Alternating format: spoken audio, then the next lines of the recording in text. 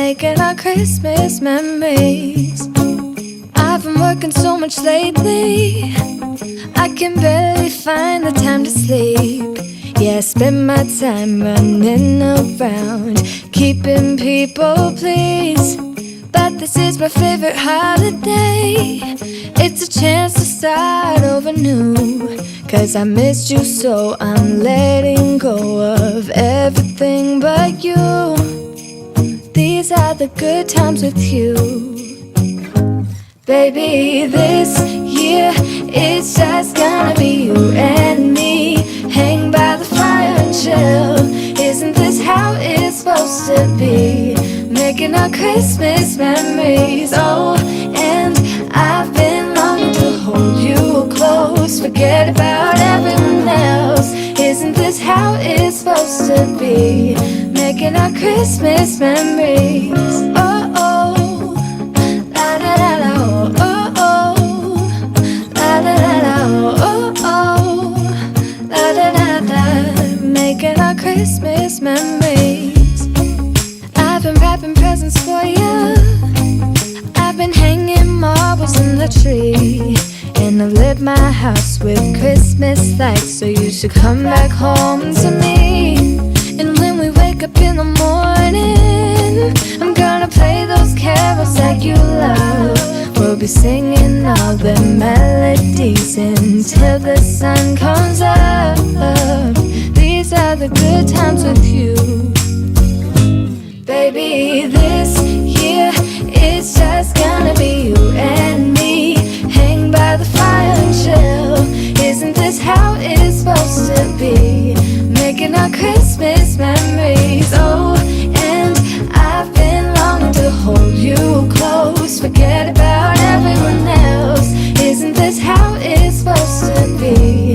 Making our Christmas memories. Oh, oh.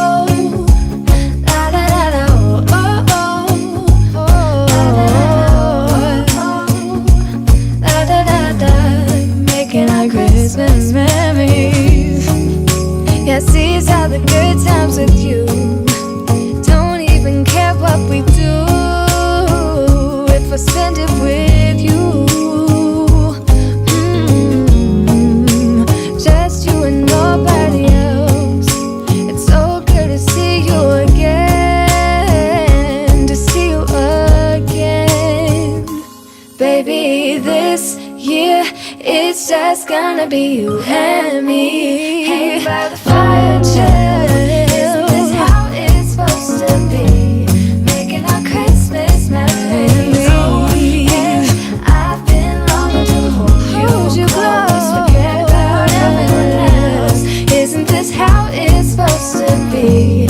Making our Christmas memories.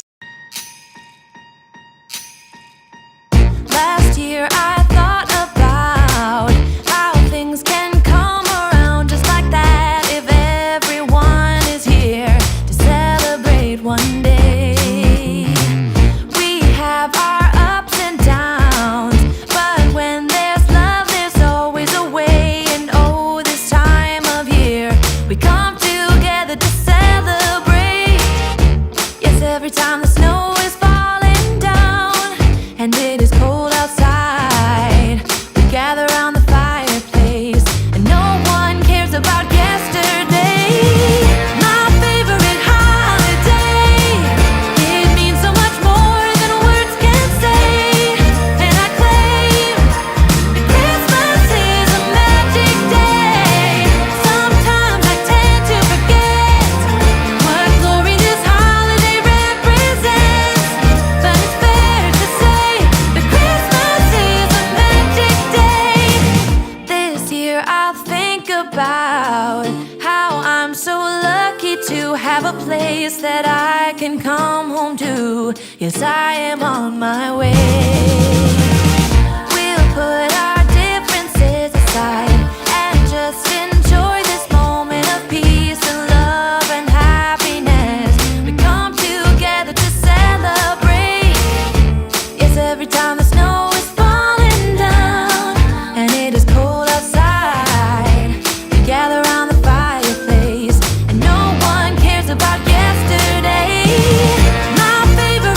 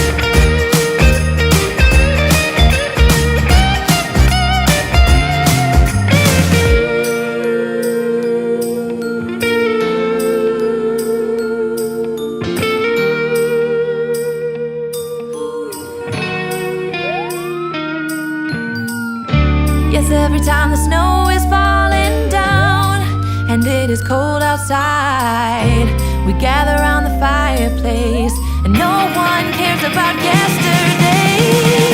My favorite holiday, it means so much more than words can say. And I claim Christmas is a magic day.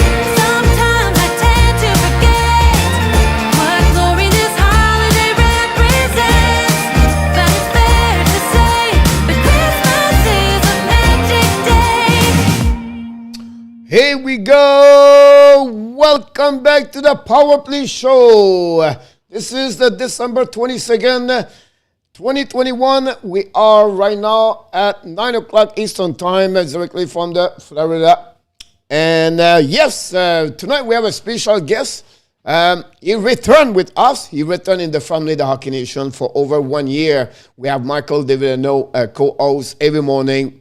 The Daily Show at some point. Then we changed the name for the Morning Skate.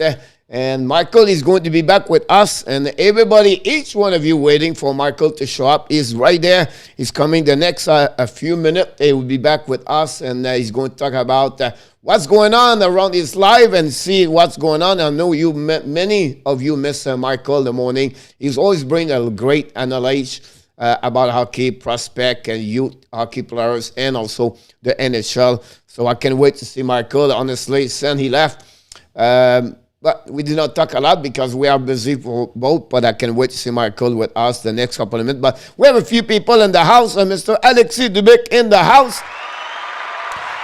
NHL Hockey News Report from Connecticut in the house. Mr. 951, 951, directly from Alberta, is also with us.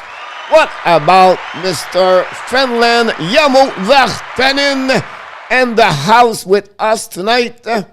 And we have Alexis Dubic also with us. We have more other people, but why not to bring Michael Devellano? Michael is wait right now in the green room where we have to go to the green room before we go live show with the Hockey Nation show. So let's welcome Mr. Michael if he's greeting there right now. Here we go, Michael Devellano. Pierre, I miss you. I haven't seen you in so long. I know. You have to tell us what's going on. And everybody asking me all the time, what's going on with Michael, everything. And then I said, look, he's going to come back at some point, but right now he's doing something else. But I think I'll be honest with you, Michael. We did this for over 1 year and a half together. And, this is grow every single day. And you're one of the reasons why the Hockey Nation they become who we are today. And for me, but also for many people in the chat, you can read the chat. The people miss you a lot in the morning. I and miss the show. It's annoying. So I can wait to tell us a bit more what's going on and everything like that. And then the people, I'm sure they will ask you a question, and then we can talk a little bit about hockey. But welcome back, Mr. Michael Devellano. Thank you, Pierre. All right, so first, I'm very sorry for suddenly disappearing. As Pierre knows, I had a job that I took, and I didn't realize they wanted me to basically work East Coast hours. So it's like from 7 a.m. to 4 p.m. my time. So it was like, oh my God, normally we do the show at 8 a.m. Pacific. And so it's smack dab in the middle of it. So that was the first thing. So that unfortunately, we're trying to figure out another time that would work, and it hasn't really figured it out yet. So that was just very sudden. It was a great opportunity, and I accepted it. So my intention was never to leave the show, but it just kind of messed things up. So we'll have to figure that out. The second part is it's been very busy hockey-wise for me because I've been traveling. It's my first year as the head U.S. scout. I've been the U.S. scout for a number of years with the Everett Silvertips, but this year I ran the draft, and our draft was December 5th or 8th. I'm blanking on the date now. So it was a little bit tougher because we really haven't had very many opportunities to see the players. There was a couple of last-minute tournaments that people put together. So I had to go out to those and scout, and we drafted 2 players for the Everett Silvertips. One is Aiden Yee, who is a player who's from California, but played for the Anaheim Ice Dogs last year, and this year is playing for Culver Academy. It's the second player in a row that we've taken from Culver Academy from the U.S. So I guess it's not it's the second player from California that also went to Culver in the last 3 years. The other being Matt Ing, who's actually on our team. So we're really excited to have Aiden as a prospect in our system.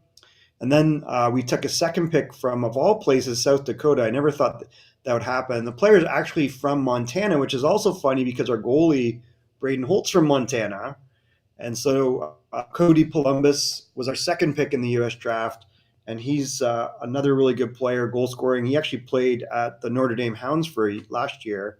And then this year is at South Dakota. So we're excited to have him in the organization. But it was a lot getting to the point where it was the first time I ran the draft table. So it was kind of crazy. That's awesome. By the way, the Everett also have at least one player I know playing the World Junior Championship, right? We have several. And Adam had a question. Culver, it's actually Culver Academy. So Culver Academy is on the East Coast. It's a military academy. Yeah. So Culver City is in California, but that's not where the player's from. I have one of my players. I have one kid. I coached Pee Wee AA, AAA after that.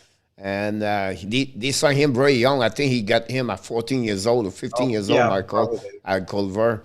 Yeah. He'd been there 3 years after that. Now he's played Division 1 in college. But great academy hockey in Culver. Yeah, I mean, I think it's a good place for players to go. There's a good level of competition. It's a military academy, so it's very strict, and which can help a little bit. So yeah, we're excited about the player. We would have picked the player regardless if he was there or not, but we're excited. Those are two very good prospects that we think will be in our training camp come August. And then we also did our Canadian draft. I'm not as familiar with the Canadian players, but I think we did very well. The player that we got with our top pick, we actually had rated much higher. We picked, I think, 20th, and we had him ranked 4th or 5th. So we were really excited about getting that player. And our scouts do a phenomenal job. So we've got some really good young talent coming in. You mentioned the World Junior Hockey Championships. So that's coming up in the next few days. We have 2 defensemen on Team Canada, Rowan, Seeley, and Olin Zellweger. Rowan Seeley is a free agent signing by the Carolina Hurricanes, and he's our current captain. And, well, he's one of our captains. I think Berezowski is also a captain. And then Olin Zellweger was drafted second by Anaheim Ducks, who are having a very good year, by the way. I didn't know that was going to last. And Olin looked great at their training camp, came back. He's point a game for us. And he was playing alongside Brant Clark, who was, the top pick for the LA Junior Kings, or the LA Kings in the NHL. And Olin's going to really show you what a high-end skater, hockey talent, hockey sense is going to be like. He's going to be really, I think, someone that impresses people at the World Juniors. And then on Czech team, we have Michael Gut, who I think is our leading point scorer right now. And then a player who didn't come back after COVID, but was on our team the prior year. He stayed in Finland, is Casper Pudio, who I believe is a Florida Panthers draft pick, right? Or is he Tampa? I can't remember. Florida drafted Casper, right? The defenseman? Yep. So, because Gage went to Tampa. That's right. So there's a few silver tips that are in the World Juniors. So we have a 951. We call him 951, but he said 50% capacity for junior only. This is only for maybe on the. This is for the World Junior Championship. So that's what happened about that one over there. But talking about and Bottom Monkey just confirmed with you, Bonduo is a Panthers. Pudio. About that one over there. Yep, he's a real good defenseman too. Like, he was top 3 on Finland last year, so he should be real good this year. I know. We tried to catch everything in 1 hour. Hopefully, we have enough time to go through everything. But we have. I will go back and forth with you with questions coming, Michael. I will get back to you, and we're going to change. We have Jose Duarte from New York and the house 951. Andy Koivula and the house. Bottom Monkey and the house. And then we have a question from Inortap, of course. Michael, who do you think will win? Man, it's really tough this year. I mean, the U.S. has a very strong team. By all accounts, Russia should be stacked. So if Russia's going to do it anytime, it should be this year. Team Canada's no slouch. But some of their star players are a little bit younger. So Bedard has made the team and he's younger. Shane Wright is, maybe a year younger than normal that would make the team. But I think you're going to see real high end players there have a big impact. Those two guys, because they were amazing at the under 17s, and I think that's bodes well for Canada. But by all accounts, on paper, Sweden and Russia have the best two goaltenders, I would say, in this tournament, and maybe Russia has the best overall team, I think, but it's going to be tight. It'll be a very competitive The only tournament. problem for Russia, Michael, the defensemen are really, really young. They don't have They they're are, all yeah, like five of them on the draft 2022, Michael. yeah, So they have remember the kid got drafted by the New Jersey Devils, Moman Milan, Mukhamadullin. whatever his Yeah, last name. Mukhamadullin is. This is a guy we were like, who is this guy? He's a really good professional Yeah. defense. Yeah, so he's the quarterback for them. So Yeah, you he's have a him captain and too. two more, and then after that, Michael is just young, young, young, young. Every time that the beauty of Russia, Michael, is to see Mitch Carve for them. Mishkov's like the superstar. He played with KHL at that moment. It's going to be interesting to watching him about that one over there. Adam asked you about Peyton Krebs. We have a good Krebs, year with the yeah. Rochester American Hockey League. They're being very patient with him in Buffalo. I mean, he's totally capable, I think, of being in the NHL, but they want to get him some success, obviously, in the AHL.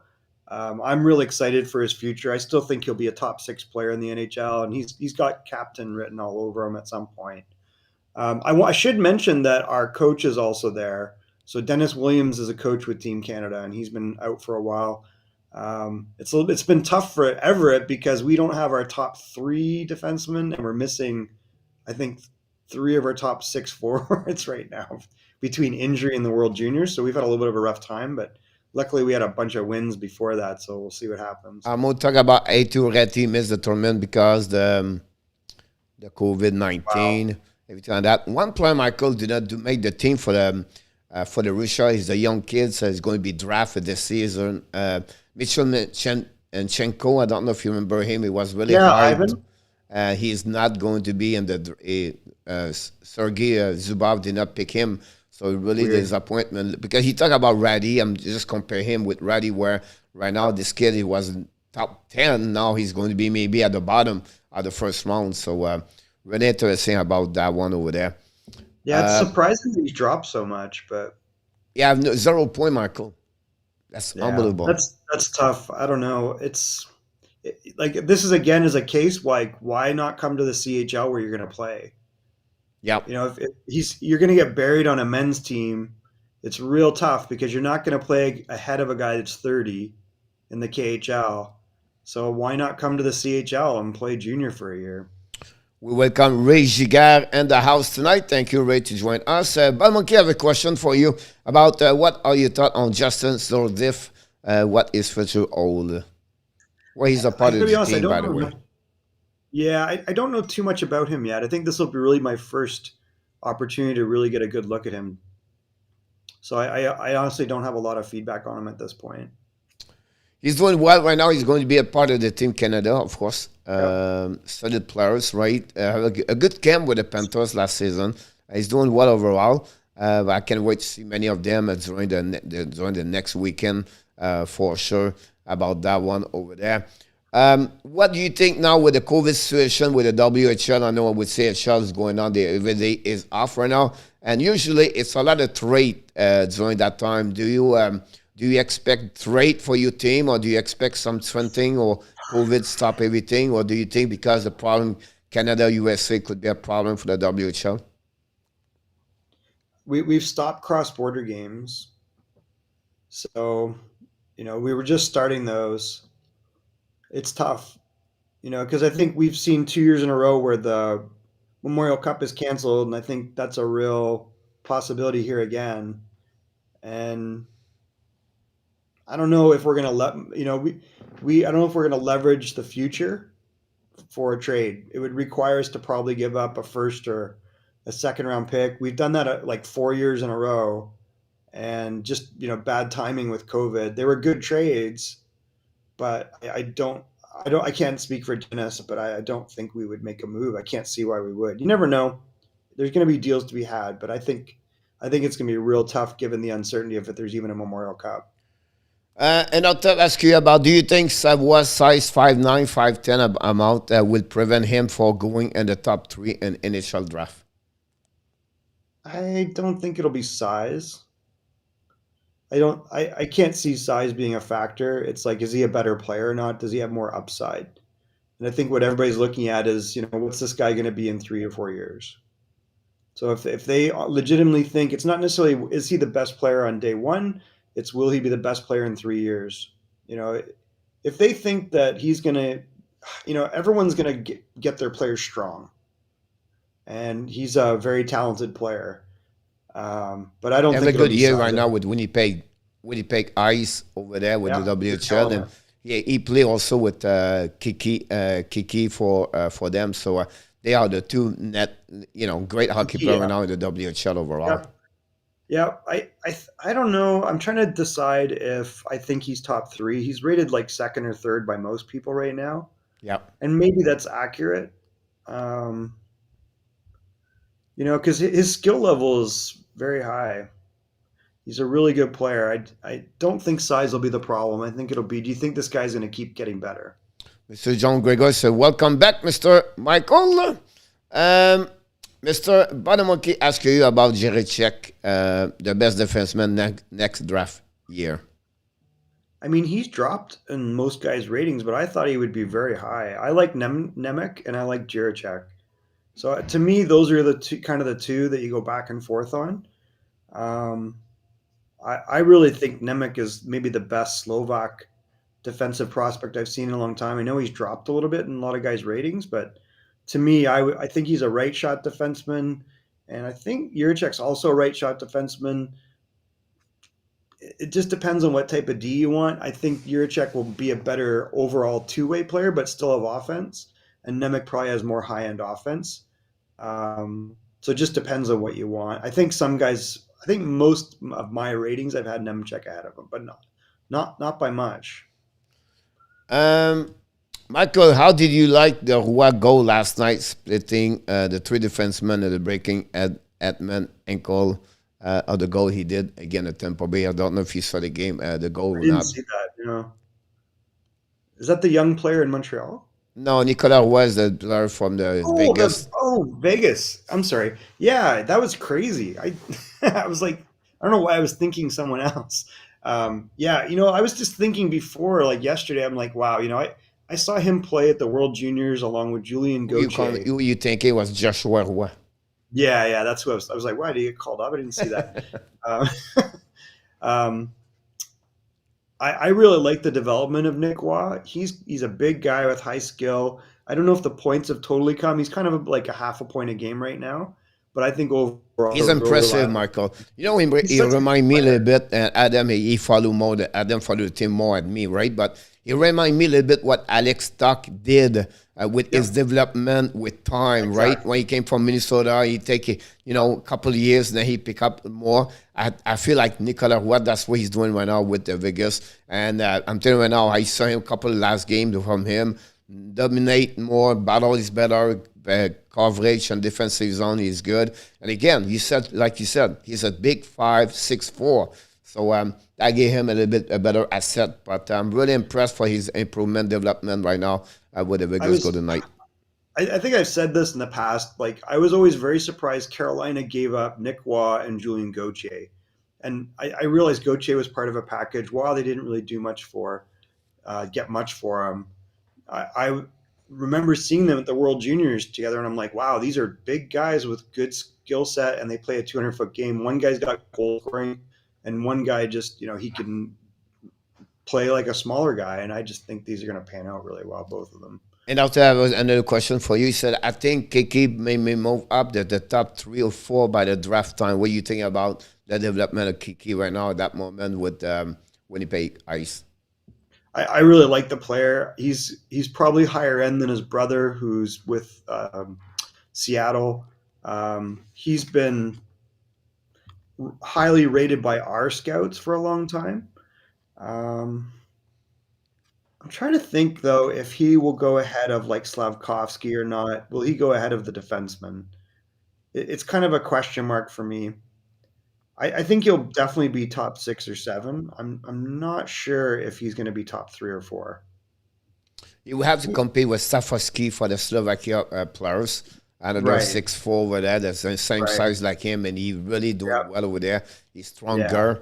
About Yep. that, that's another one you have to put in the mix. You have also Joaquin. Is it Joaquin Kemel or Kerrell for And the I haven't seen for him, but Fem? he's moved up on a lot of guys' boards. Like Yes, he's top 5 for a lot of guys. yes. So I think at that moment that's another one we have to look about that. So Kiki to be a top 3, I believe it will be hard for him. But like you said, top 6, that's what I believe. Maybe Five, 6 or 6, 7. 7, that would be the right pick for him. But Yep. again, I believe he's better to his brother, like I mentioned about that. Welcome back, Kelly, from Toronto. Hi, Kelly. Michael, it's been a while since not last conversation. What are you thought on where the Red Wings are now? I mean, Lucas Raymond and Sider are phenomenal players. I think Raymond has helped Dylan Larkin. First of all, it shows you how the difference between an elite player and everybody else is, because when you watch a Lucas Raymond, you realize, okay, these other guys have flaws in their game, and they're not necessarily top 3 players. Larkin has been getting big numbers, and I think it's because, he as many hand grenade passes as he gives, he's getting pucks on his stick in the right time, and he's playing with a guy that can slow the play down and pull players towards him and open up space. And Larkin's super fast. So I think it's been really beneficial for Larkin. I think it's helped out Bertuzzi. It's a much better fit than Mantha even. And I think that's really helped that whole group have great years so far. You got like 12 goals for Bertuzzi. I think we're up to 16. We had a hat trick for Larkin the other night. But in the end, to me, the pucks go through Raymond's stick, and that's the key. I like P.S. Suter. He's worked out really well. When Robbie Fabry's healthy, Suter, Bertuzzi, and Fabry play real well together. Zadina's still squeezing his stick too hard, but you can see the talent's there. He just needs to relax a little bit. So I'm really happy about all those players. I like Devellano still. So overall, like their record is reflective of the fact they've upgraded the talent. And I think that's the goaltending, the D, and even the offense. So at every position they've upgraded. Letty's worked out real well. De Kaiser still kind of drives me nuts, but Sider is the key there. Like Rasmussen pick it up a little bit better for the last little month. bit. I will say to you, the last couple of weeks, Michael Rasmussen played a bit. It's a one really for me. He has so much talent because he have the size, everything, Does. right? So, And but he can see a bit better. And then also Netinkovic does a good job between the pipe for the Detroit Red Wings. But again, Larkin, when you have the players around him, that's helping him to get better. Yeah. And, Joe Veleno is getting more. And if Zadina can become the Zadina he should be, this team will be great overall, Michael. So I see a question from Enertap about Varane. He's supposed to come. My cousin said he's coming back in March. 'Cause I asked- Yes. I just asked him that. So I was saying, hey, when's Varane coming back? And they believe he'll be back in March. Kelly and Jose and Danny. Danny's not here right now, Michael, but a lot of people you don't know because the time, we get a lot of, we recruit. That's what we do, Michael. You scout, I love the Everett, us, we scout the hockey nation show. But you have a few people, and they are from Toronto Maple Leaf, and Kelly and Jose are very nice, great people, and they are about the league. But first, the question for Kelly is, what about Matthews? What do you think so far for Austin Matthews now? I will say overall, he's such an elite player. He missed a little bit at the beginning. He's really picked it up since then. I know it's tough coming back from hand surgery, and that was kind of a concern, the hand injury.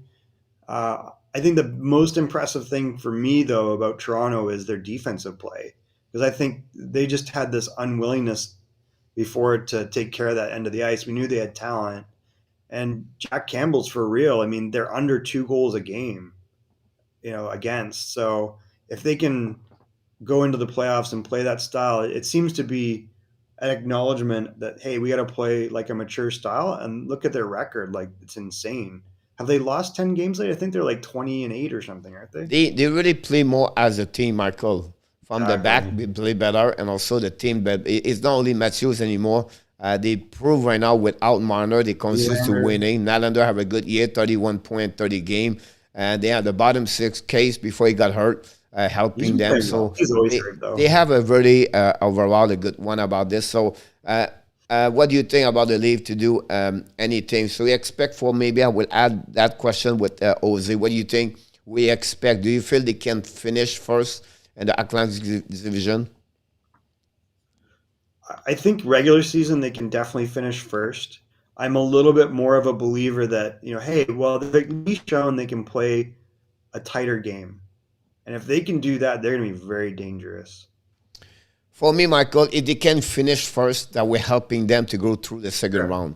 If they play the first round, finish second or third, that will be harder for them. And it could be Tampa. You know how they are.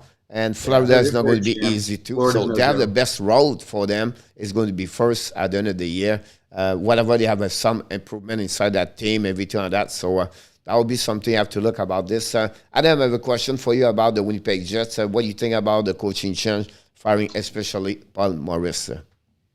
Dave Lowry is an excellent coach. Coached in the WHL, coached for Team Canada, played in the NHL. His son is their third-line center. So that's an interesting dynamic. Adam Lowry. Paul Maurice was there for a long time. I never thought that he was going to be able to get them over the hump, and I kind of thought they should have made the change before. Absolutely right, Michael. I was going to say that. I think this move should be about 12 months or maybe 16 months ago. I think so. I think the writing was on the wall a while ago that he was not going to be able to take them to the next level. They had some distractions. Scheifele in the playoffs last year was a reason to say, well, of course we didn't win. And then it doesn't start the year, and there's a bunch of injuries. It's like, well, of course we didn't win. Okay, it's like, well, wait, like the general manager went out and plugged the holes on D with two important moves. They've got young players coming up. There's no, Wheeler's not getting younger. Scheifele's not getting younger. They need to bring in someone that's going to finish the job. I'm not sure if that's Dave Lowry. I mean, it might be. No disrespect to him. But if you have a team that is what it is on paper, you're like, let's finish the deal here, man. This is a Stanley Cup contender in the right hands. Yeah, so we'll see. I have confidence about Laurie. Like you said earlier, have a great year and many years in Brandon and WHL for years. So I think it will be a good one. Consistent with that area, what do you think about Bruce Boudreau so far? And this is a good way. And what you feel for the Vancouver for the next couple of weeks or months to come? Long overdue. Waited way too long. Should have made this move before. Bruce Boudreau has always had a lot of success in getting guys to play confidently, feel good about themselves, and play like a fast, wide open type of game. He's got good goaltending. There's nothing wrong with that team on paper to me. I look at that team on paper and I'm excited, and I don't see that. I think Jim Benning did a good job. And if I'm Jim Benning, I would have saved my job by moving the coach a long time ago. And that didn't happen. So this is a weird scenario where someone else is going to benefit from the hard work that he put in. You got to know, you can't leave this guy in there and he's not succeeding despite what, frankly, on paper is a really good team. So I think Bruce Boudreau is going to see this as his last chance, and I would like to see him have success. Does that mean they make the playoffs? I guess we'll find out. If he had started at the beginning of the year, then they probably would have been in the playoffs. I'm not sure now. But we'll find out. It's going to be close. But, the ranking is very hard for them. The ladder is far, but they are getting close to 500 right now. And if considering like Calgary go a slum, and other team in that division could have a chance to reach them, I think they can go over San Jose at some point. The Ducks will be really the one where be surprised everybody. Not worry about Vegas and Edmonton. I think they'll be fine. But I think the Anaheim after that will be the one they have to look about this and go from there. And LA and San Jose together. Question about Badamonkey, about Lundell overall, and also his responsibility as a defensive amazing side. On faceoffs, right? Just elite on faceoffs. It's what we thought, Pierre. He's a very mature player. He's physically mature and he's emotionally mature, and He's just a smart 200-foot player, and that's what you're getting. And that's why when he was drafted, it's like, hey, this is the most NHL ready guy, and we're seeing it a year later after that even. And just want to point out, like, you look at the wild card in the West, and you've got Colorado, Edmonton, and Winnipeg. And actually, LA is right there with them. And Dallas is playing really well. So to suggest that Vancouver can get up, I think it's going to be tough sledding. There's going to be some really good teams that miss the playoffs on that side. Yeah, it would be interesting how St. Louis can hang in there. The Nashville is another one with nobody expect on that one over there. And yeah, you have to add with that, Marco, is Anaheim. So that three team right now pick it up like on there. After that, you see Edmonton, you see, like you said, Winnipeg. So they have to surprise about that one there. On the Michael, there have been a lot of conversation with the coach about Gordon with Abs. A coach has done a great job. What are your thoughts about Jeff Gordon? As a GM, he's a Yeah. he's a very capable hockey guy. I didn't think that he would keep, like, I don't know. He should be the GM. The X factor is the fact that he's not French. At the end of the day, I Michael, don't- this is the title. He's going to be the GM, but they have another GM. There will be a duo. By the end of the day, he will control everything around. So it's just like, It's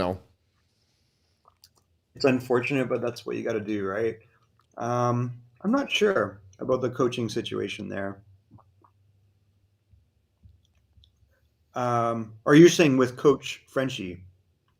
Sorry, I misunderstood. Yeah. I think Gordon's going to be fine. I mean, he's going to make his mark in the offseason. I don't think you're going to see anything crazy right now, but he did a really good job with the New York Rangers. This is another situation. This keeps happening in the NHL where he did all the work. He brought all the pieces together, and for him and John Davidson to be out in New York was because they were opposing an erratic move by the owner in response to something. Well, the team he has right now, Rangers, Michael, is about 90% is about Jeff Gordon. And the big trade, the Chris Rodriguez, he's not looking good. His first trade, Sammy Blair against Paul Buchnevich. He's not winning that one over there. Buchnevich is he's like about 30 points over there, 14 goals. So you have to give credit for the cinema about that one over there. You tell me it's about the money. I don't believe it's the money. Listen, you lose a top 6 player right there. They don't have nobody playing on the right wing on that side over there. So I think he did not make a good job about that one over there. And not say he's not bad. He's a bad GM, but as first rate, I think that's not a winning for the Rangers. No. That made no sense to me. I didn't understand it at the time. I understand money, but you make, like, if you watched Pavel Buchnevich last year, you're like, ooh, this guy might be the best player some nights on the Rangers. And when their better players are out, he would always step up. And look what he's doing in St. Louis. Like, I think he's given the room for Tarasenko to come back and be an impact player. He takes a lot of pressure off Tarasenko. I agree with you about that one over there. Do you believe Anaheim bubble will burst regarding a playoff spot?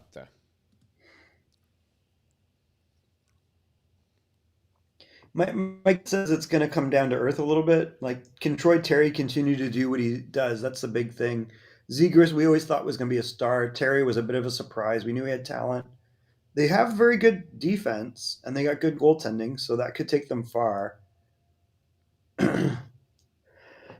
I see them as a wild card. They've earned themselves the ability to fight out for a wild card.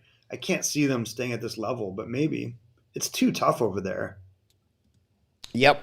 The good news about this, Michael, the division below them, the team are not like really better at them. Like they are not like, you know what I mean? Like there are maybe 2 teams at that division maybe over them, but they can play with anybody anyway. But I think they can, play against Seattle, San Jose, Los Angeles right there, and Vancouver, I believe, and possible Edmonton. But I think overall they're looking great so far. Dallas won't play well for the long stretch. What do you think about the inconsistency of Dallas overall? It's just perplexing to me. I think they've won 2 in a row. They're 11-3-1 at home, but 4-9-1 on the road. So it's like, what is wrong with you on the road? Like, what is it Florida about is same way, Michael. Sorry, who else? Florida Panthers. Yeah, it's like this doesn't make any sense. So they've got to solve that. It doesn't make any sense. Rupi Hintz had a really slow start. He's turned it around. Pavelski's been playing better lately. Sagan's getting points at a reasonable clip. They've got a lot of weapons. I don't understand it. The goaltending is weird for me. I think that's still a concern. Like the Bishop thing was finally cleared up with his retirement. You got to think like Holtby's not an answer anywhere, but I don't know. I didn't ask about Jack Eichel's situation with the Vegas when he's going to be back. Well, I don't know. It's next month, 2 months after that, whatever he's coming back. What do you think the next move for Vegas? What do you feel they're going to do to open up more salary cap? Or which player could be accessible for the trade? I mean, you got to think Riley Smith.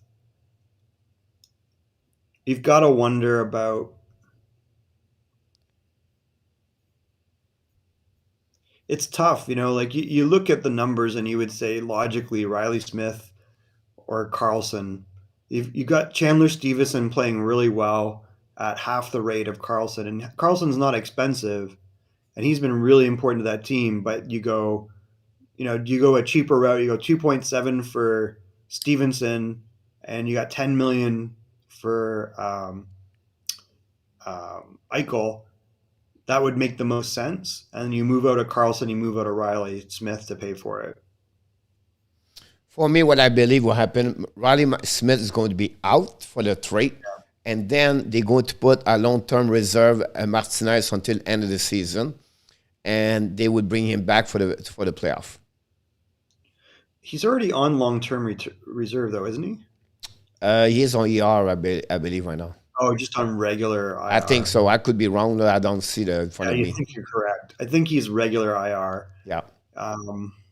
It's a one move, Michael, I'm talking. I'm not saying they will do it, but I think it could be a one move they can do. They are so tight. Yeah. I don't see how you don't lose two forwards. Exactly about that one there. I will add the question Jose asked you, would the league make any trade? So I will ask you, if they trade, which player you think they will do, or where area they will have to improve? Man, they look really good right now. I mean, the Bunting trade for me has worked out really well. Camp has been a cheap addition that's worked out well. I mean, all the parts are doing what they need. The only thing is the Nick Ritchie trade has not worked out at all. He can't keep up with these guys. So I could see them moving him out and bringing someone in that's a little quicker for similar or less money, especially if it's like a veteran guy where someone retains a little bit of salary and maybe they give up some prospects. So I think it just depends on who's available, but I could see them saying, take Nick Ritchie, retain some salary. Here's a first-round pick. Give us something back that's going to impact the top six. I could definitely see that. They don't have a lot of hole at that moment. They don't. Like Bunting has turned out Bunting is a great fit for cheap money. That's been good. Mikheyev has, he's good on the third line. You got Kerfoot. Like all the pieces right now are kind of fitting in. So, you could see, would they not want another top six weapon? Probably. They could probably upgrade one of those spots a little bit. Do you think a chance of Bergeron could be traded if the Bruins stay mediocre? God, I cannot see that. It just seems weird to me. I think he's going to retire a Bruin. Yeah, I don't see that. He was going to become a UFA, but if he's not re-signed with them, I don't see play hockey next year. Yeah, I don't think so. About that one there. I think for a statement for an attack said, I think that is a cycle decision. They are too talented to not make the playoff, in my opinion, but will be tough for sure about that one over there. 951 is a fan for the Minnesota Wild. They lost the last four games right now. Talbot is a little bit where he's shaky about him. What do you feel about that situation now, Minnesota, after a great start? And now they lost Eriksson, AK now for a couple of weeks. What do you feel about that team with Cam Talbot also? And maybe a short and long term until to the end of the season? I think they'll be fine. I don't love Cam Talbot, but he's been really good for them. Their defense is still so strong, and they've got so many weapons on the front line. I think that the shutdown might actually help them, and they'll come back and they'll be really difficult to beat.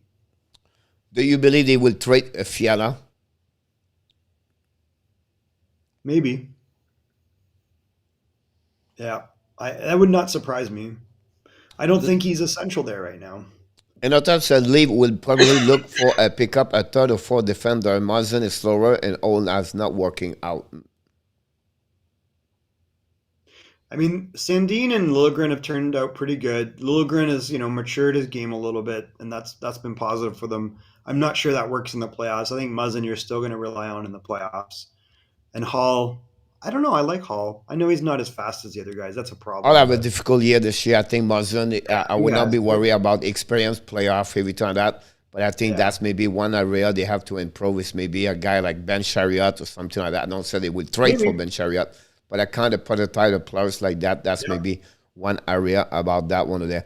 On the flip side, Michael, we have a couple of teams struggle. We know Montreal, but we don't have to talk about this. We talk all too many times here. But how's you feeling about the New York Islanders at that moment? I cannot figure this out, Pierre. It is absolutely bizarre. I don't know if this is just a culmination of years of overachieving and the playoffs catching up to them. New arena, all the, starting the year on the road so much. I really thought they would at least be 500 coming out of the beginning of the year, and they're still struggling to compete. So I'm not sure what you do there. I don't know if the formula just has run its course, but right now they don't look like a playoff team. No. Do you feel they can do it, or you feel like it's over for them? I think it's over. Still in the same division, Michael, what about the New Jersey Devils? So I saw New Jersey and Detroit. I think New Jersey's still got a long ways to go. Jack Hughes is not an impactful player consistently enough for me. Dawson Mercer is like awesome. You watch this guy, you're like, he's so good. Like how they stole him. He's going to end up being one of the top 6 or 7 players in that draft. You're going to be like, wow, why did a lot of people are going to be kicking themselves for not getting this guy higher. Jack Hughes still looks like a little boy out there, and he'll score some fancy stuff. And he's highly, highly talented, but I just don't think they have the tools yet to get in. Is Heischer even playing?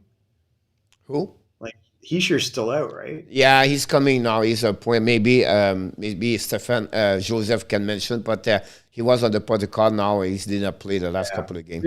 The other problem is the goaltending. They were playing their 4th goalie the other night when we saw them. So they've had some real problems there with, but they're not a playoff team yet. Roger, talk about the Montreal Canadiens, so let's don't be a little bit.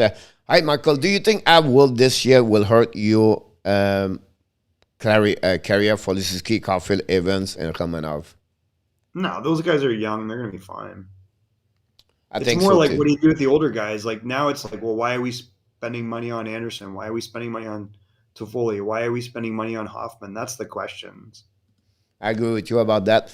Dixon says just show up. Dixon was also then been there for a long time. Michael, you see him in the morning sometime.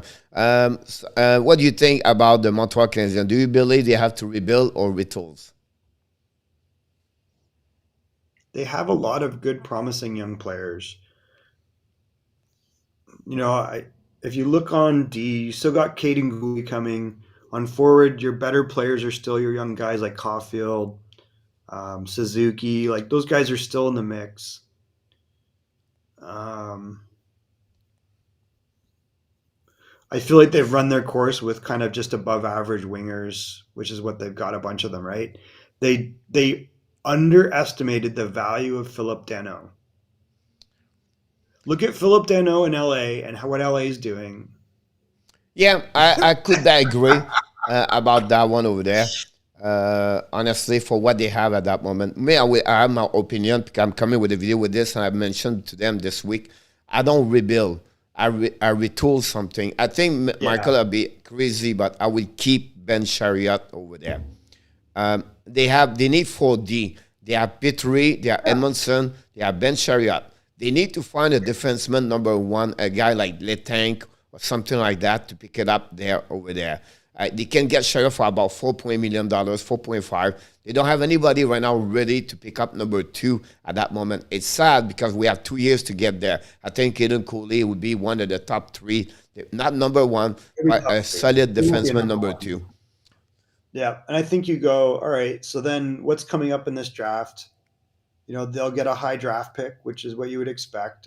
And is one of those guys maybe a D or a Slavkovsky or something like that? I think they will have to go with forward, Michael. They are not good on forward. They have Jan Mazak and Doc, but not a big one. I think after that on UF3 they have to go about a Sunday number 1, maybe a Timo Erdl or a guy like him on the Malkin. I'm not saying Malkin specific, but a guy like this become a little bit better as Suzuki. So now you get there. Now you trade maybe Mike Hoffman or 240. They have too many winger, and anyway, Armia get out also with that part over there, and you can build around that part. If they have a line like this, Michael, you have whatever the number 1, make him Erdl example. Zuski after that, Dvorak after that, and Jake Evans right there. You mix the young kids around that part over there. They still like Josh Anderson. It's not a bad forward. He can score 20 goals if he. You know what I mean? So it's not too bad. I believe for me, it would be bad if they rebuild. That would be too long and they have too many contracts to they give away. They'll be stuck with sorry problem. All right, so think about this. If they win the draft lottery and they get Shane Wright, this is a different outlook. And if they have number 2, it's a riskier pick at number 2 because there's a lot of guys that can slot in and out of there. So then it becomes like, I don't know if there's a guy there you build around.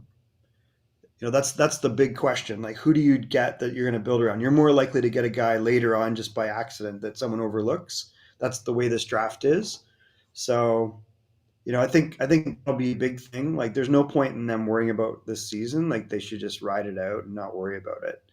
Make a coaching change in the off season and exactly. They have too many injury, Michael. Now it's they lost, 240 for 8 weeks. Anderson's for 8 weeks. Dvorak is done for the year. It's over. So at that moment, let's play. Jesse Olin, Michael, unbelievable the last 2 games for them. He played 16 minutes, scored a goal. You can see this kid develop after that. And I think we're not enough patient in Montreal with other team also. We don't let the players to develop more time. We expect the guy come back right away in the league like McDavid. They are not McDavid, Michael. And it took him 4 years to become who he is right now. I'm telling you now, I'm impressed by his play right now with the Montreal Canadiens. He carry on the puck, more confidence. I don't say that, 30 goals, but for who he is right now, Rand Paulin, Michael, you watch him now, so wow, where he came from. Another great player. Romanov, Michael. Romanov plays solid now compared to what was before. It's just to be patient and let the play the young kids right now for the rest of the year. Yeah, I think you just play him the rest of the year. You make decisions on guys like Gallagher and Toffoli and Anderson in the offseason. What are you going to do with them? I guess it is what it is with Hoffman, and it is what it is with Drouin. I think, at some point they move on from those 2 guys. So in that sense, there's going to be a lot of change, I think. I think Jeff Gordon is their priority just evaluating what he's got there. I don't know if that means they just blow it up and go all young, though. I think what you see in New York is what he'll do here. Yeah, I think so too. Lekonen's doing well also, Adam said. Adam, a question for you. How you feel about Edmonton right now? The last slump with 8 games. Now they 6 games. They win the last 2, I believe. And how you feel about the playoff situation with McDavid and, Tresado? You start to see Warren Foegele score a little bit. Puyarvi's been real good. Nugent Hopkins, to me, I just don't understand what he is still. I mean, his entire career, I don't get this guy. But he's going to be there. I would try to move him and figure out a better piece there. To me, that's just a weird hole that never really adds up. In the end, this is about goaltending. I agree with you about that one there. Now, if I won, you said, okay, I'm done with hockey and empty arena, but how do you feel? Do you think they will play with, my question is about his comments. What do you feel they will have play empty arena or not? Listen, how do I look right now, Pierre? I know, but I don't want to.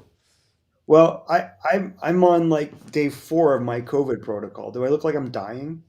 Not yet. Like, give me a break. This is what everybody has.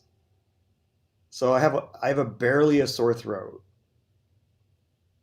So if now does that prevent bureaucrats from shutting everything down, shutting down borders, emptying arenas?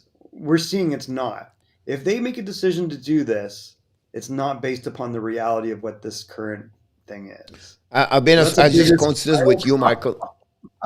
The only place right now is like this is Montreal. So everywhere, it's a 50-50 at that moment, other province, right? And nothing else in USA. So that's the first thing. The second thing I would say to you, Michael, the NHL already going to cancel the game in Montreal at the first week in January if it's empty.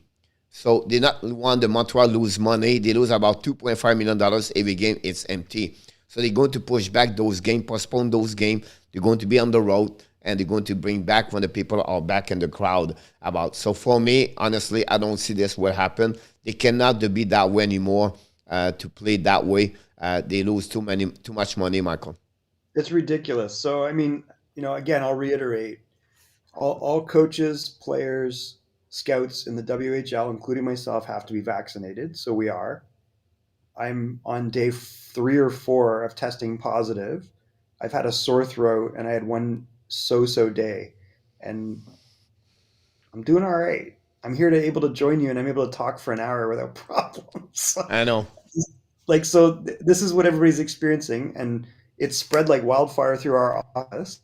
Everybody's got it, and they're still working. They're just not working in the office.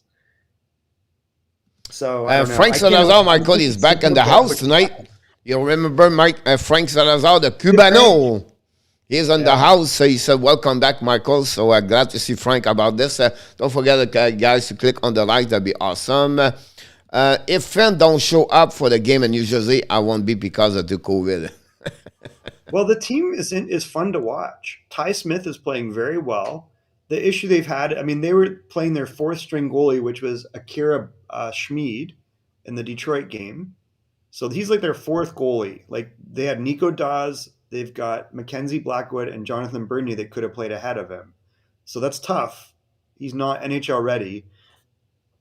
But, they got a lot of really interesting players to watch. If you're legitimately a hockey fan, you're legitimately interested in young star players, like, they've got a lot of talent right now. Dawson Mercer is a lot of fun to watch. Jack Hughes is fun to watch. I think that they are going to really regret giving Heishire a long-term contract. And they've paid Jack Hughes way too soon, Pierre. Yeah, I think so too. It's you have a lot of good. It's a good team on paper, Michael. If everybody perform, you talk about a defenseman with Ty Smith. You talk about Ryan Grace over there, right? You have a couple of good defensemen over there, and then Blackwood does not goalie what he's supposed to be. But you talk about a forward, Sharon Kovic on the one, Jesper Bratt is a great one. Johnson have a good year over there, and then you have to use Urshire, Tatar. It's not bad like.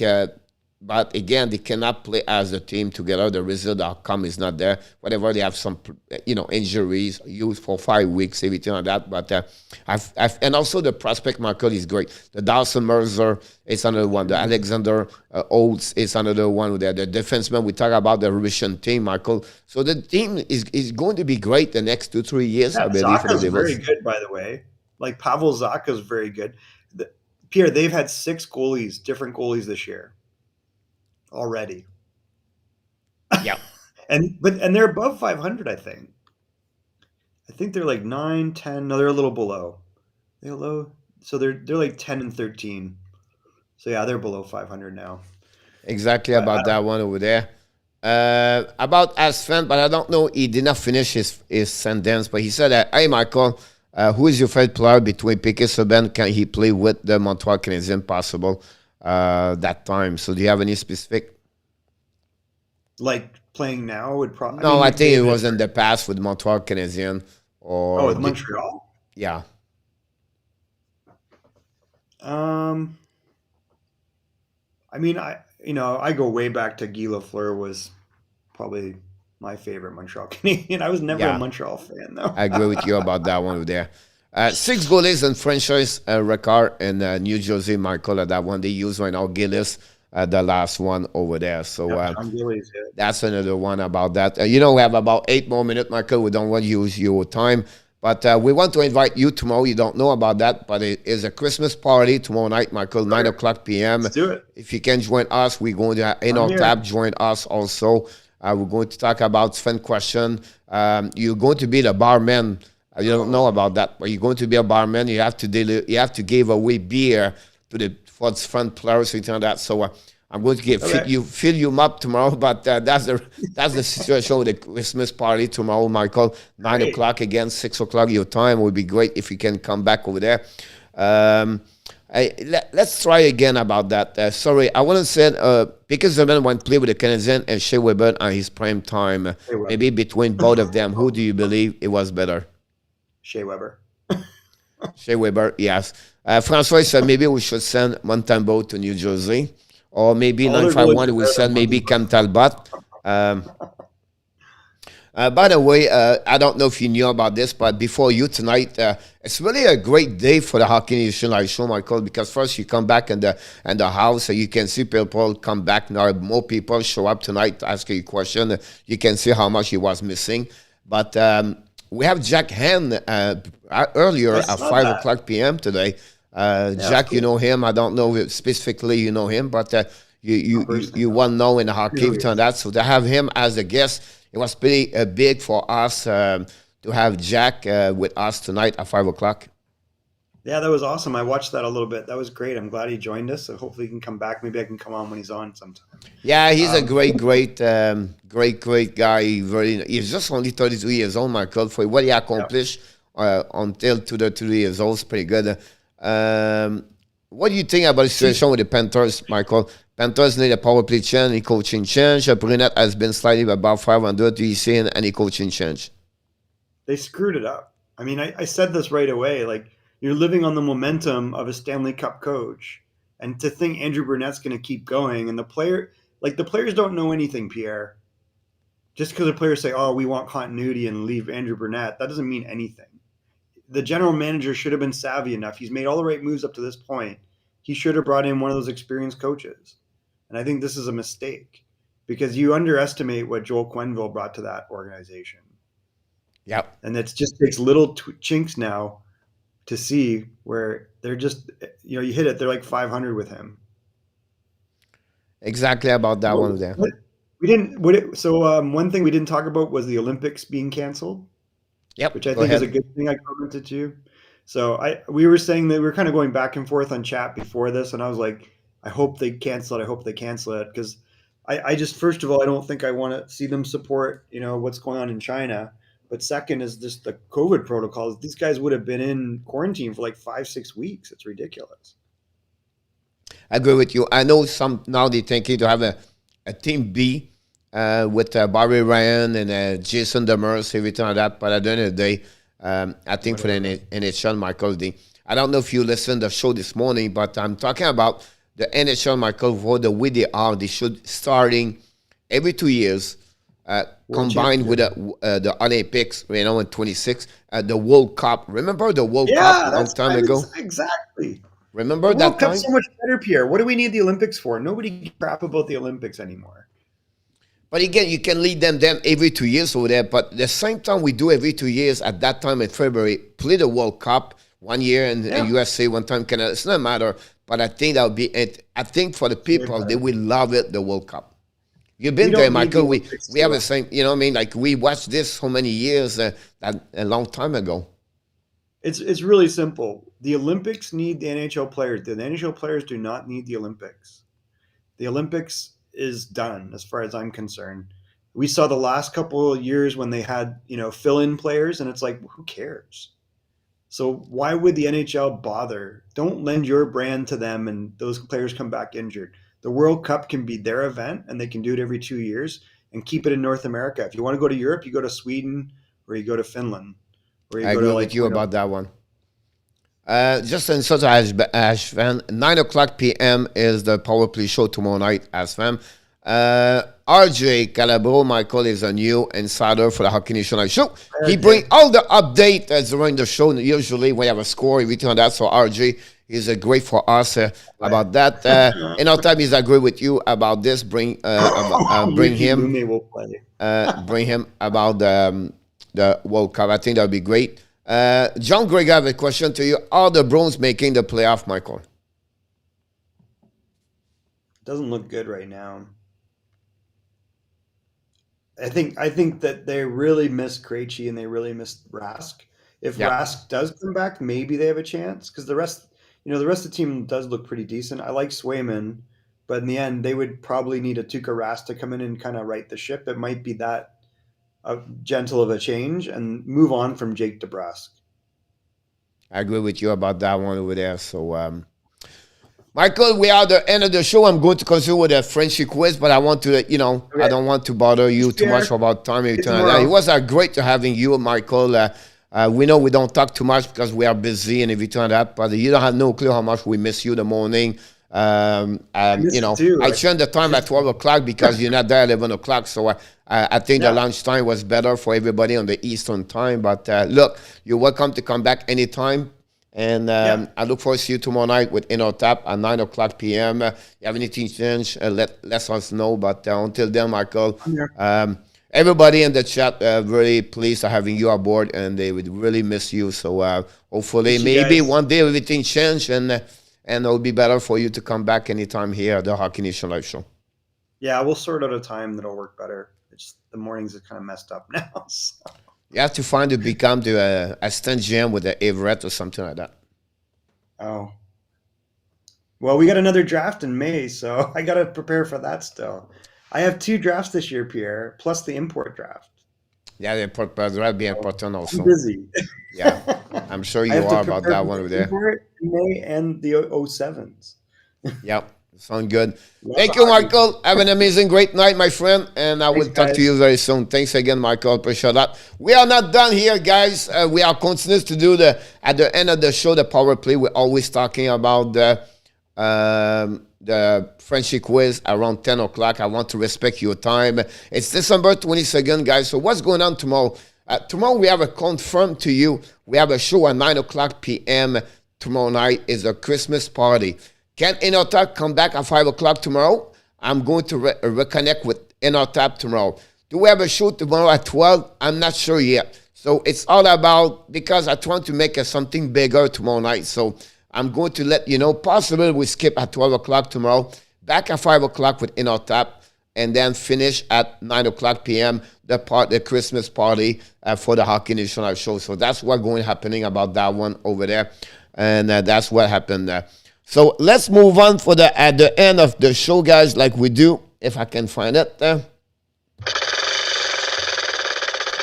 Frenchy quiz is always at the end of the show talking about the different question. Tonight we have 5 questions. No, it's not about under or over. It's about real question about that. So I'm going to take my my note information to be sure we have everybody here. Take a pen, and let's start with the first question of the night, and wish you everybody good luck. And of course, the key here tonight is to beat Inotap. So before we leave tonight, don't forget, guys, to click on the likes. Here we go. The first question of the night, guys. In the last 19 years, how many times the Sabres participate to the playoff? So the last 19 years, how many times the Sabres participate to the playoff? Is it 4? Is it 6? Is it 3? Is it 5? Is it 2? This is what's going on about that. Bob the Truck, welcome back, buddy. Thanks for joining us, sir.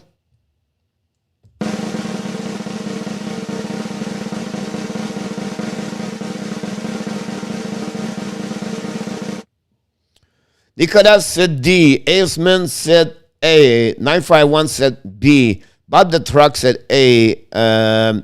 Running with Kings 20, welcome back, monsieur. C. Joseph Laham said A. Mais au cours des 10 dernières années, ce serait 0. D'accord. François Pitt said D. RG said A. And Adam said C. John Gregor said A. Enotap said A. And we have also Jose Duarte said A at that moment. So that's what we have so far. I will running again one more time for the people maybe late. If I did not mention your name, please. If I didn't say your name, please put your name, your answer back. That'd be awesome if you don't mind to do that. That'd be great. So we have a few people here there. But honestly, a lot of people answer A. Some said D. Some said C. And the answer first one, impressive because many of you got it. And the answer is A. Amen, dude. And Bob the Builder or Bob the Trucker. Joseph, RJ. We have Enotap, John Grega, and Jose Duarte have an answer about that one over there. So that's an answer about that one over there. You did not mention my name because your answer was O about that one over there. So if your answer is C, I will say to you is C. And I will be... that's what the answer about that one over there. I will give you one more warning, Mr. New York Football Giants. Be sure your language is properly acceptable inside the YouTube guidelines. And that'd be great if you stay talking about only hockey. So that's only we request here. Otherwise, everybody is all fine here. And we respect everybody to keep everything on the right way about that one over there. So hopefully you understand. Let's move on to question number 2.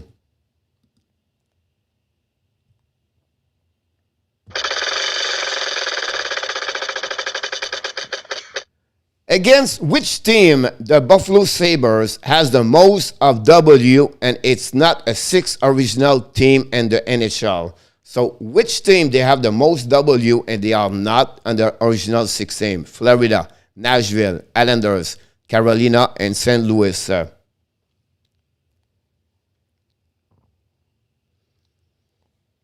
We have an answer. He said A. New York said A. Esmond said C.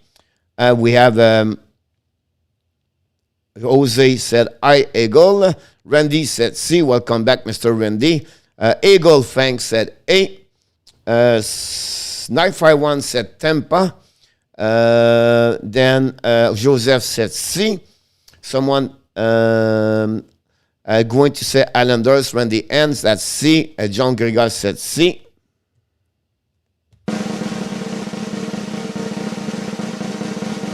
RJ said D. Adam Berger said D. Anybody else? Francois Pitt said A. 951 said C. I'm missing a couple. Maybe Nordap said D.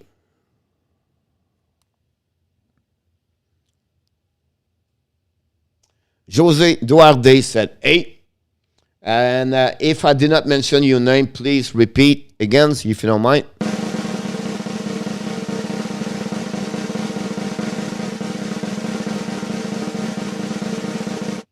Alan Bianco, welcome aboard. The answer to that question, guys, is D. So, Carolina with 102 W, and we have Enotap RG take the lead at 2. We have Adam Berger score 1 goal right there, 1 point. And let's move on. Question number 3.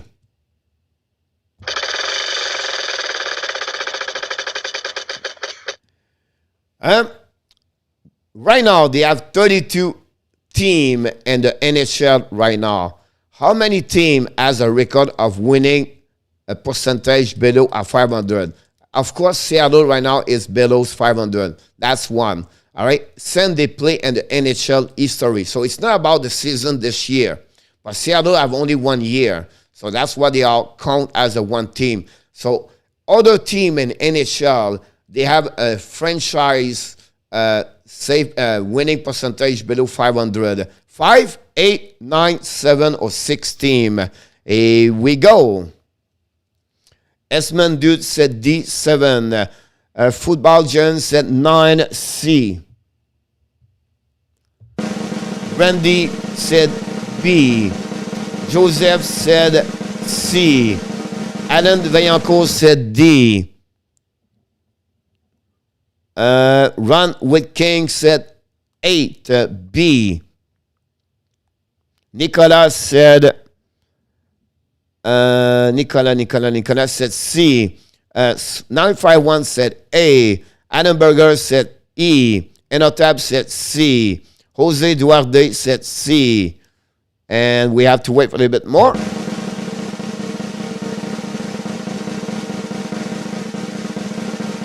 John Gregor said C. François Pitt said D. I'm cooking over said C. François. And then that's pretty much it. So answer, guys. But not many got it. But no, he did not get it because the answer is B. 8 team at that moment. So Ron Kings 20 have a good answer, and Randy N have a good answer, and anybody else have not a good answer. So that's what we got at that moment about that. In our top, no answer yet. He got a C for in our top. So the answer was B with 8 team, guys. So let's move on to the next question. Question number 4.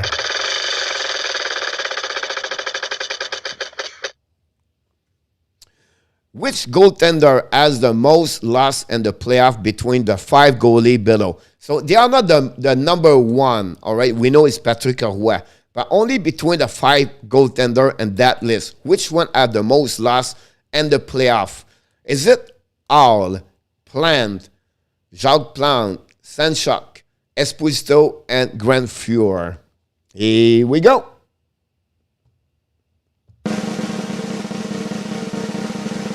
Attendez, it's not over or under, François. Eastman Dude said A. About that one over there. Joseph said C. Terry Sanchuk. Ron King said 20, said D. With Esposito. 951 said Esposito. 951 said Esposito. Adam said D. Adam Vaillancourt said D. Adam Allen said D. 951 Talbot. 951, there's a funny one on that one about that. I keep consistent with that. Still missing a couple of people. And on top said D. Esposito.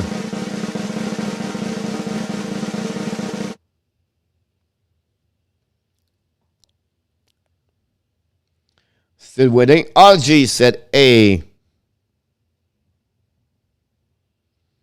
John Gregor said E. Thank you so much, Johnny.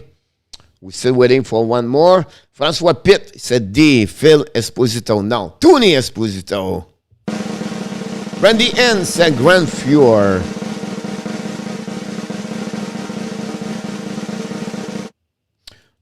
I'm missing Jose. I did not say Jose answer. Maybe I miss him.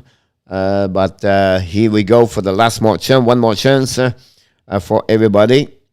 Randy said chant to D. Randy, let's call him a 0.5 penalties. We are tough at the Hockey Nation Live Show. But it's not a matter, Randy, because the answer is not D. The answer, guy, is A. It's a Glenn Hall with 65 losses. On that one over there, Eamon Dude have 1 point. RJ have 1 point. And that's pretty much what we have at that moment. So that's the reason they got it about that one over there. So let's go for the last answer of the evening. Is RJ lead at 3. Enotap is at 2, Eastman at 2, and the rest of people are at 1. Let's go for the last question of the night. Nope, that's the roster. The roster. We lost the roster. All right.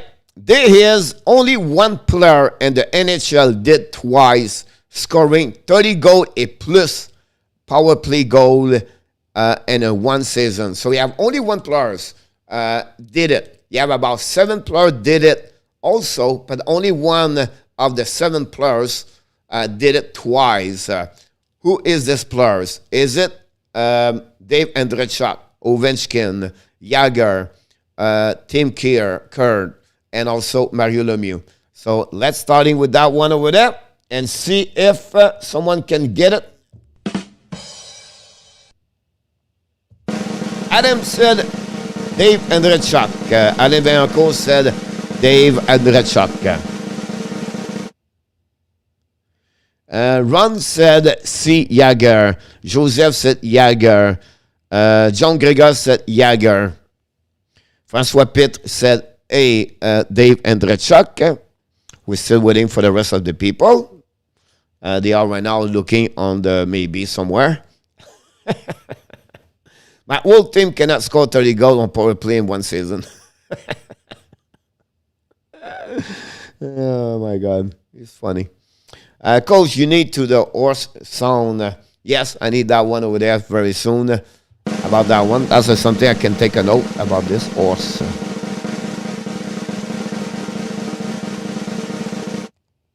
Anybody else? I'm missing a couple of people on that one over there.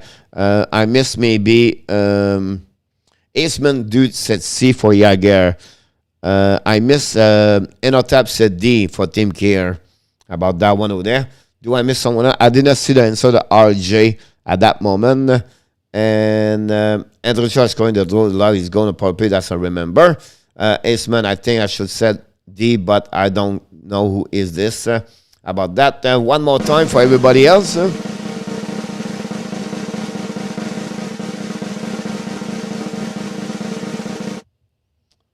And unfortunately, guys, what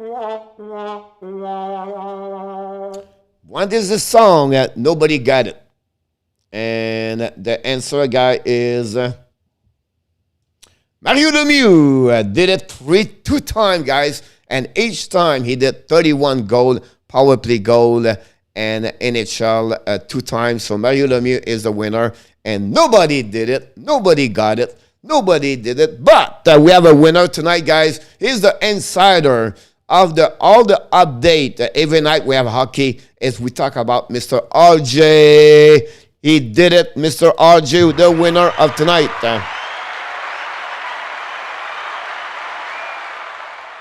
Congratulations, Mr. RJ. Beat Enotap by 1 point. We have also Eastman Dude and Enotap finished second. Then we have a bunch of people at 1, like Joseph and John and Jose and Adam and R.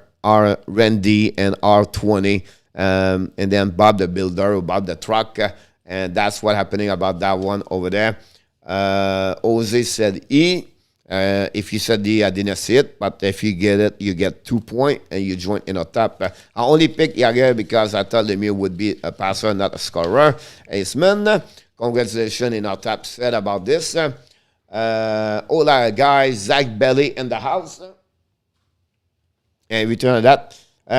It was great day, guys, today in the Hockey Nation Live show to have all the people join us at 5 o'clock with Jack Hand and Enotap. And then tonight, Michael Devellano.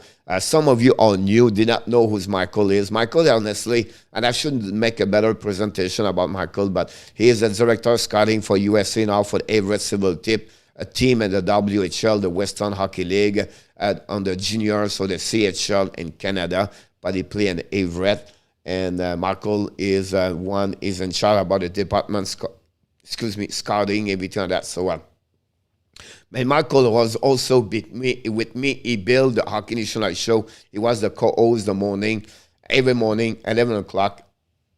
He's been with us for over 1 year. Unfortunately, last couple of weeks, maybe 5 weeks, 6 weeks now, he got a new job and he cannot be there in the morning anymore. So it was glad to see Michael. He's going to be back tomorrow. It was, first of all, glad to see each one of you have a great question for Michael tonight. And what about Jack Hand tonight? You can see another dimension, a young man, 32 years old, passionate about the game and writing the way he did. I put all the description about Jack Hand. You can find him on the Twitter and also on his website and Hockey Tactic. And that's how you can find about Jack Hand and read more about what he produces every single day. You can get email on the newsletter, and you can get those kind of information with Jack Hand. Great performance from him, of course, with us. Will you be on for a bit longer? Not much, Kelly. We have no hockey game tonight, so we've been talking like that for about like 190 minutes about that one over there. Adam said, I was 0-6 like my bowling team.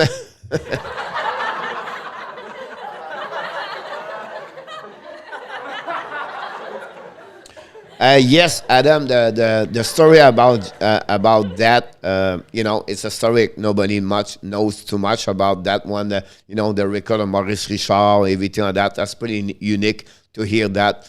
Those kind of information we heard from Jack today was pretty, on different ways. You talk about the system, you talk about development, how we tackle players, how we, I can go with Jack all night, guys. I have so many questions. I hold myself to give you a possibility to get question to him, but I would love to get more deep with him.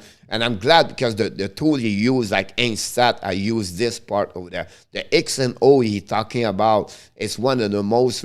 Everybody, when you go on the game, guys, you're watching the game on TV or computer, whatever it is, right? You see the player pick up an iPad and watching on the iPad the play he just finished. This is produced by the X and O companies, XOs. That's how they call it about that one over there. And that's what, that's how it works. And that kind of tool like that, you can create some development for players and for the team about that. Esmond, Eagle, and Sotheby's, yes, sir. Greyhound dog race soon, maybe. 21, baby, my back doing it, let it go. Dog are in the COVID protocol. Alan, I was strictly coach. Where did they place? I tied for the second. And the quiz, not a problem, Mr. Esmond. It's all good. RJ, congratulations. The hockey is coming back December 27 at 14 games. We'll be interesting how many player teams going to play at that time and how many is going to be participate about the hockey, the 27. Only have 5 days before that, and we have a lot for the situation. Everything could change with the protocol. Today, Frederick Anderson back. Not back, but he's the new one with the protocol 19. Not many today. And, of course, everything is, closed almost everywhere. So there are no practice anymore. And everybody's going to be on the celebration for Merry Christmas and Happy Holidays. That's what happened about that. I'm asking what I was at. You tie second, Mr. Eastman, with Inotap on that one, number second. Did Inotap win the quiz, Kelly? No. He finished third. It was Mr. RJ finished first one. Anderson, OMG, Kelly. Yes, I know, right? I have a feeling it won't be December 27. Alan? Yeah, I don't know. I think everybody learning about that, right? Everybody can figure out about this. Now we heard a lot of good positivity. Not many people get hurt, get sick. And now there's going to be the South Africa, everybody like UK. They are the top of this. They're coming a little bit down. So how long we'll be in USA, I don't know. How long we'll be in Canada, I don't know. I'm not an expert. I'm not a scientific. I'm nobody about COVID. I'm just watching what the NHL is going to decide. Whatever they decide, I will continue to produce videos and continue. Now, next thing for me is the World Junior Championship. And that's going to see the next one over there. And most people have COVID right now, guys. They are not sick. Some of them get it, and you don't know. So just give you an idea of how it works. Of course, some are sick. Of course, some they are not feel good, and we feel bad. We're missing a lot of people. Not many people, but people we lose the last couple of days, maybe 1 week. Hopefully, nothing happened to them. I'm talking about Johnny Golden. We did not see Johnny for a couple of days now. We lost Canadian Giant. We don't see him for the last at least 7 days, 10 days now. Hopefully he's doing well. We know Richard Marlin is not here right now because he's right now, and finally he got the good news. He don't have the cancer, and he said to me to tell you, each one of you, Happy Christmas, Happy Holidays, Merry Christmas, and you have a time to pray for Richard Mullen to feel better. Speed recovery, Mr. Richard. He's right now, I'm sure, listening us. He's going to watching the recording, and we wish the best for Richard to come back stronger and better with the Hockey National show. And if you have someone right now, maybe, is not feel good, they are not, take a time maybe to pray and have a thought about those kind of people, those people, and we wish that everybody feel good, be ready for the when the hockey's coming back for sure. And your Magic, Juan Dubro, I was in Sport Quiz Extreme. So, guys, this concludes another show tonight, and hopefully you enjoyed the welcome back, Mr. Michael Devellano. Tomorrow night, the party of the year, not big, but we're going to do in our tap, and Michael Devellano is going to be, I'm going to be in the middle. They're going to be barman, going to get delivery beer for all my questions tomorrow night. So we're going to be live at 9 o'clock p.m. tomorrow night, guys. I invite you to join us for the party for the Hockey Nation Live show. And definitely we're going to be back also. Possible at 5 o'clock. I'm going to ask her in our tab about that. But I don't think so. We have a show tomorrow at 12. I'm not sure. I maybe pop up. I'm not sure, but we'll see what happens. Until then, guys, we wish you an amazing, great evening. But until then, you are awesome. You are amazing. You are the best. And remember, you have greatness inside of you. Yes, you're absolutely right, Adam. It was a great day for the Hockey Nation Live show. Another milestone. Irene Vaillancourt with Mr. Alan Vaillancourt. Remember, you are awesome. Hey, thanks to join us tonight. Don't forget before you leave, guys, to click on the likes. Of course, I wish you an amazing, blessing evening and happy holidays. Merry Christmas for each one of you if you're not coming back for the next 2 days. Until then, be well and be healthy. Have an amazing, great evening, everybody. Thank you, Inotep. Thank you, Esmond, Joseph Laham. Always a pleasure, my friend. Iran, Joseph, Edmond, Adam, RJ. Thank you so much. I appreciate it a lot. All right, Alan. Kelly, we miss you. AKYT, Eagle. Thank you so much. 951. Thank you. I appreciate it a lot. Everybody else, if I did not mention your name, of course, in our tap. John Grega, Zach Belly, Randy N, François Pitre,